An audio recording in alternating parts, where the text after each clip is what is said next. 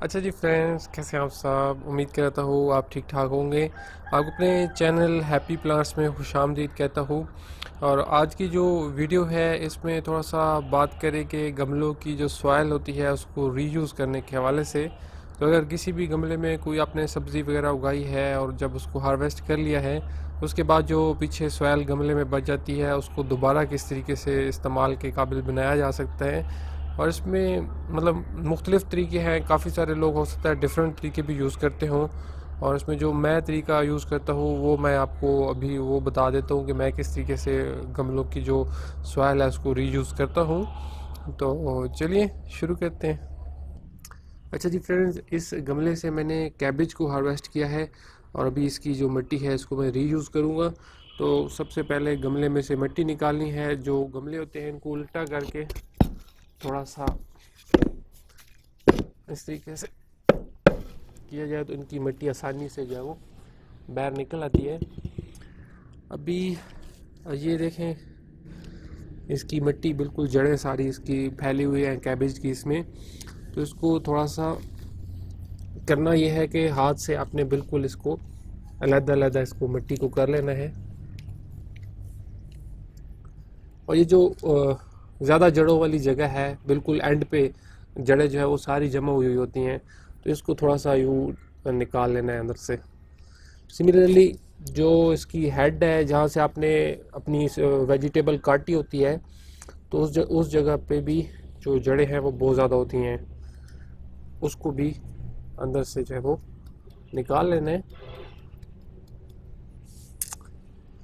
अच्छा, अभी इसमें जो बाकी जड़ें तकरीबन बच गई हैं, इन ये बहुत पतली पतली जड़ें हैं। तो इसका करना यह है कि इन जड़ों को सूखने के लिए कुछ दिन के लिए इस मिट्टी को धूप पे रखेंगे। तो इस मिट्टी को बिल्कुल मतलब हाथ से यूँ करके कि ये छोटी छोटी हो जाए सारे इसके टुकड़े। तो इसको थोड़ा सा फैला के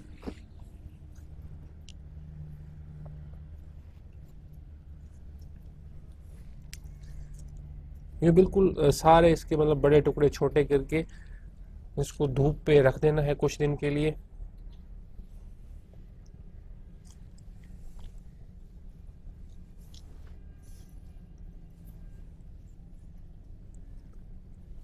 तकरीबन एक हफ्ते तक ये जो है वो मुकम्मल इसको धूप में रखना है। अगर आपको बारिश वगैरह का मसला आ रहा है तो इसके ऊपर पॉलीथीन शीट को यूज़ कर सकते हैं कवर करने के लिए इसको। तो एक हफ्ते के बाद इसकी जो जो जड़ें हैं ये खुश्क हो जाती हैं। अगर ये पहले गीली होती है तो उस टाइम पे फिर एक हफ्ते बाद धूप की वजह से ये बिल्कुल खुश्क हो जाती है। और मेरी जो मिट्टी पहले से पड़ी हुई है धूप पे, मैं आपको वो वाली दिखाता हूँ फिर। अच्छा जी फ्रेंड्स, ये सिमिलरली मैंने किसी और गमले से निकाली थी और मिट्टी, और इसको धूप में अभी पड़े हुए काफ़ी दिन हो गए हैं। तो अभी इसकी आप देखें कि ये बिल्कुल जो इसके अंदर उस गमले में बची रूट्स थी वो बिल्कुल सूख गई हैं और ये हाथ से बिल्कुल टूट गई हैं। देखें बिल्कुल बालों की तरह सूख गई हैं। अच्छा जी फ्रेंड्स, मैं मिट्टी को इस तरीके से धूप पे सुखाता हूँ। तकरीबन एक हफ़्ता 10 दिन तक मैं इसको सही अच्छी तरीके से धूप लगने देता हूँ। उसके बाद मैं करता ये हूँ कि इसको इकट्ठा करके गीला करता हूँ। तो उसका मैंने तरीका जो किया हुआ है वो वाली मिट्टी मैं आपको दिखाता हूँ। अच्छा भाई फ्रेंड, ये जो मैंने पहाड़ी सी बनाई हुई है ये काफ़ी सारी गमलों की इस तरीके से मिट्टी निकली थी, तो वो मैंने सारी धूप में खुश्क की और फिर उसके बाद मैं उनको इकट्ठा करके मिट्टी को एक जगह पर इस तरीके से कर लेता हूँ। अब करना ये होता है कि मैं इस मिट्टी को गीला करता हूँ इस तरीके से, मतलब बना के इसके अंदर ये वाली जो जगह है इसको अगर सही पानी से फुल भर दिया जाए तो कुछ देर बाद नमी जो है वो सारी मिट्टी में आ जाती है, तो सारी मिट्टी गीली हो जाती है। और फिर अंदर ये जो बाहर वाली मिट्टी होती है इसको यूँ अंदर गिरा दिया जाता है। इस तरीके से मतलब सारी मिट्टी को गीला कर लिया जाता है। और ये पड़ी भी धूप में है तो इस तरीके से मैं कुछ दिन इसको अगेन एंड अगेन गीला करता रहता हूँ और इस तरीके से शफल करता रहता हूँ, मतलब दोबारा इसको रीमिक्स करता रहता हूँ। इससे ये आती है कि जो इसके अंदर रूट्स थी वो जो सूख चुकी थी वो तकरीबन ज़्यादातर जो है इसमें गल जाती हैं। तो ये आपके पास जितना टाइम हो, जितना ज़्यादा टाइम लें तो उतना मतलब बेहतर है। तो अभी वो जो रूट्स थी वो समझे ज़मीन के अंदर ही गल जाती हैं। इसमें कम से कम आप 1 महीने तक इस तरीके से करते रहे कि 1 महीना मिट्टी को इस तरीके से रखें। जब वो खुश्क हो तो उसको दोबारा जो है वो पानी से गीला करके उसको नम कर लें, फिर उसको मिक्स कर लें। इस तरीके से अगेन एंड अगेन करते रहें। तो जितना ज़्यादा मतलब करते रहें, टाइम और ज़्यादा हो तो और ज़्यादा करते रहें, वरना 1 महीना तो कोशिश करें कि कम से कम करते रहें। अच्छा, इसके बाद जो मैं अगला स्टेप करता हूँ वो मैं आपको दिखाता हूँ। अच्छा व्यूअर्स, अभी जो मिट्टी थी उसमें दोबारा न्यूट्रिएंट्स ऐड करने होते हैं, क्योंकि पहला जो हमने पौधा उगाया होता है उसने ज़्यादातर न्यूट्रिएंट्स जो है वो निकाल लिए होते हैं मिट्टी से, उसको दोबारा ताकतवर बनाना होता है।